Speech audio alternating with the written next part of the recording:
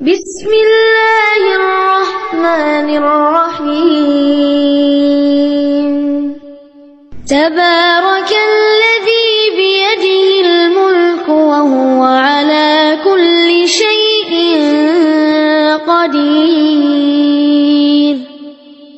الذي خلق الموت والحياة ليبلوكم أيكم أحسن عملا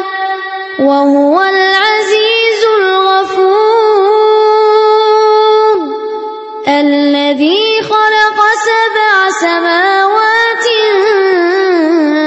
طباقا